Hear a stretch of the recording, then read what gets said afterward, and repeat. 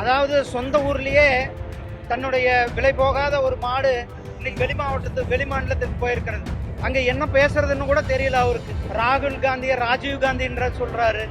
ஒரு அமைப்பை பற்றி விமர்சனம் செய்யும் பொழுது குறிப்பாக ஆர்எஸ்எஸ் பற்றி, பிஜேபி பற்றி விமர்சனம் செய்திருக்கிறார்.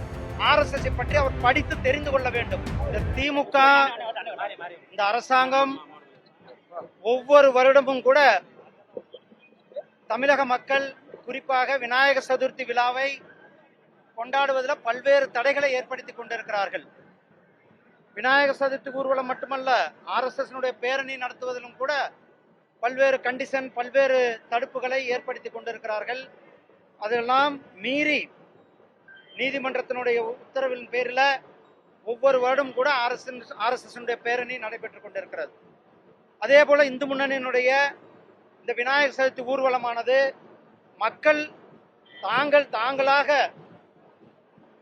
ஒவ்வொரு வருடமும் கூட மிக சிறப்பாக கொண்டாடி கொண்டிருக்கிறார்கள்.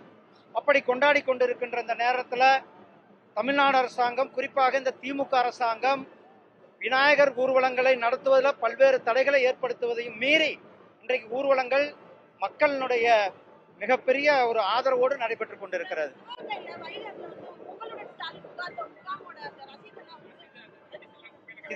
இதுதான் அதாவது திமுகவினுடைய போலி வாக்குறுதிகள். திமுக கடந்த 4 வருஷம் அவர் யார் கூட இருந்தன்னு தெரியல. இப்ப நான் உங்களோடு ஸ்டாலின் ஒரு இயக்கத்தை ஆரம்பிச்ச கூட வாங்கின மனுக்களை ஆற்றுல விட்டிருக்கிற கொடுமை இந்த திமுக அரசாங்கத்தில் நடந்து கொண்டிருக்கிறது.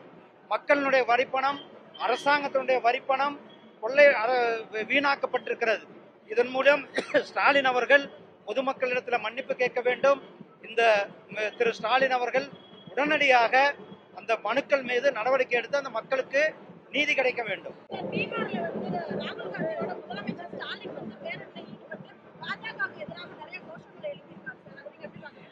அதாவது சொந்த ஊர்லயே தன்னுடைய விலை போகாத ஒரு மாடு இன்னைக்கு வெளி மாநிலத்துக்கு போயிருக்கிறது. அங்க என்ன பேசுறதுன்னு கூட தெரியல அவருக்கு.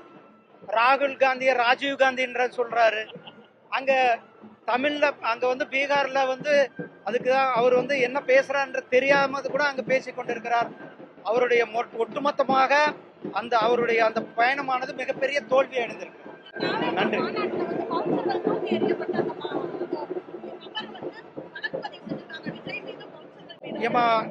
அந்த தாவாக்க மாநாடு பத்தி நான் ஏற்கனவே பேசியிருக்கிறேன். தாவேக்கா இன்னும் நிறைய அரசியல்ல கத்துக்கொள்ள வேண்டும். அவர்கள் இன்னும் அரசியல்ல போக வேண்டிய தூரம் அதிகம். நிறைய ஒரு நிகழ்ச்சி எப்படி ஆர்கனைஸ் செய்ய வேண்டும் என்பதெல்லாம் கூட அவர்கள் கற்றுக்கொள்ள வேண்டும். அதே போல அவர்கள் ஒரு அமைப்பை பற்றி விமர்சனம் செய்யும் பொழுது குறிப்பாக ஆர்எஸ்எஸ் பற்றி, பிஜேபி பற்றி விமர்சனம் செய்திருக்கிறார். ஆர்எஸ்எஸ் பற்றி அவர் படித்து தெரிந்து கொள்ள வேண்டும். ஆர்எஸ்எஸ் எந்த அளவுக்கு மக்களுக்கு நல்லது செய்து கொண்டிருக்கிறது என்பதெல்லாம் தெரிந்துவிட்டு அவர் கருத்து சொன்னால் நன்றாக இருக்கும். நன்றி அம்மா.